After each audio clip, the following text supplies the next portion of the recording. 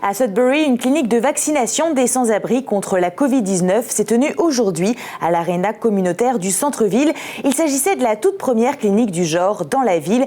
Alors bienvenue, dites-nous un peu comment s'est déroulée cette opération.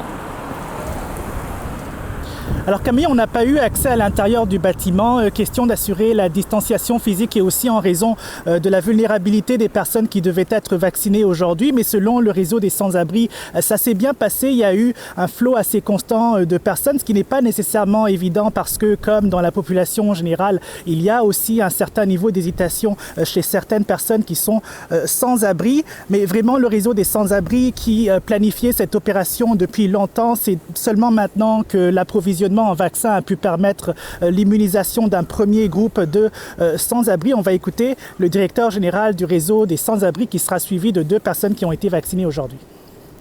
C'est une population marginalisée qui ont des troubles de santé assez importants et on sait avec l'histoire du virus COVID que n'importe qui a des troubles de santé secondaires et chroniques peuvent subir des conséquences plus néfastes. I suffer something called autoimmune disorder. My immune system doesn't produce the white blood cells like everybody else's would.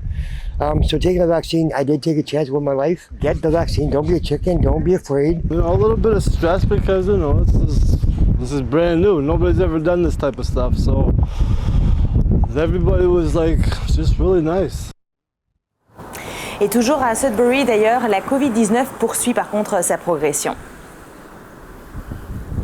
Et voilà Camille, la santé publique locale a rapporté plus de 80 cas en fin de semaine. L'hôpital Horizon Santé Nord fait aussi face à 2 éclosions sur 2 étages différents. Éclosion également dans les écoles. On a appris qu'il y a une école élémentaire anglaise qui est touchée. Dans la région de Thunder Bay, qui est aussi en zone grise comme Sudbury, il y a aussi eu plus de 80 nouveaux cas en fin de semaine. L'hôpital d'ailleurs de Thunder Bay se prépare à transférer certains patients vers le sud de l'Ontario pour gérer vraiment les patients atteints de la COVID-19 dans l'unité de soins intensifs. Et en terminant, une petite mise à jour sur la vaccination dans la région de Porcupine. On a appris que les personnes autochtones de 55 ans et plus pourront bientôt avoir leur vaccination. Ils pourront donc faire leur réservation dès demain.